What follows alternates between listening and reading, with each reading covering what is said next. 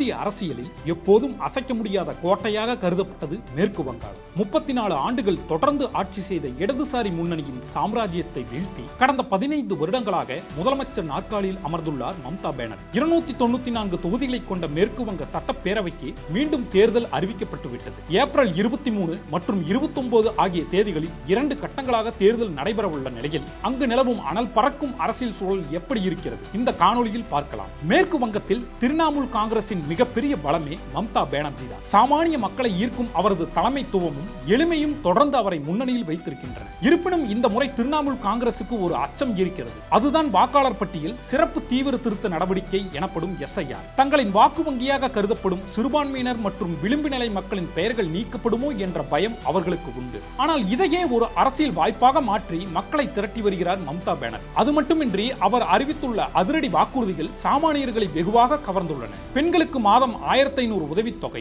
வேலையில்லா இளைஞர்களுக்கு மாதம் 1500 உதவித்தொகை, கடந்த 15 ஆண்டுகளில் மாநிலத்தின் பொருளாதாரம் 6 மடங்கு வளர்ந்துள்ளதாகவும் தனிநபர் வருமானம் 3 மடங்கு அதிகரித்துள்ளதாகவும் மம்தா சமீபத்திய பேட்டி ஒன்றில் கூறியுள்ளார். இப்படி பாசிட்டிவான விஷயங்கள் இருந்த போதிலும் திரிணாமுல் அரசுக்கு பெரும் தலைவலியை தருவது ஊழல் புகார்கள். குறிப்பாக ஆசிரியர் பணி நியமன ஊழல் படித்த இளைஞர்களிடையே பெரும் கொந்தளிப்பை ஏற்படுத்தியுள்ளது. ரேஷன் மற்றும் நிலக்கரி கடத்தல் புகார்கள் நடுத்தர வர்க்கத்தினரை அதிருப்தியடை செய்துள்ளன. சமீபத்தில் ஆர்ஜிகர் மருத்துவமனையில் மருத்துவ மாணவிக்கு நடந்த பாலியல் வன்கொடுமை சம்பவமும் அதற்கு எதிராக இடதுசாரிகள் நடத்திய போராட்டங்களும் மக்களிடையே பெரும் தாக்கத்தை ஏற்படுத்தியுள்ளன. பாஜக மற்றும் இடதுசாரிகள் இந்த ஊழல் மற்றும் பாதுகாப்பு விவகாரங்களையே தேர்தலில் தங்களின் முக்கிய ஆயுதமாக ஏந்தியுள்ளனர். காங்கிரஸ் இடதுசாரிகள் ஆண்ட மேற்கு வங்கத்தில் தற்போது பாஜகவின் வளர்ச்சி மலைக்க வைக்கிறது. 2006இல் வெறும் 2% இருந்த இவர்களது வாக்கு வங்கி தற்போது 39% உயர்ந்துள்ளது. 2016இல் 3 இடங்களில் மட்டுமே வென்ற பாஜக கடந்த தேர்தலில் 77க்கும் மேற்பட்ட MLA-களையும் 18 MP-களையும் கொண்டுள்ளது. சுவேந்து போன்ற தலைவர்கள் இருந்தாலும் மம்தா பானர்ஜியின் மக்கள் வசீகரத்துக்கு இணையாக ஒரு மாநில தலைவரை பாஜக இன்னும் உருவாக்கவில்லை என்பதே ஒரு பலவீனமாக பார்க்கப்படுகிறது. ஒரு காலத்தில் 50% வாக்குகள் பெற்ற இடதுசாரிகள் இன்று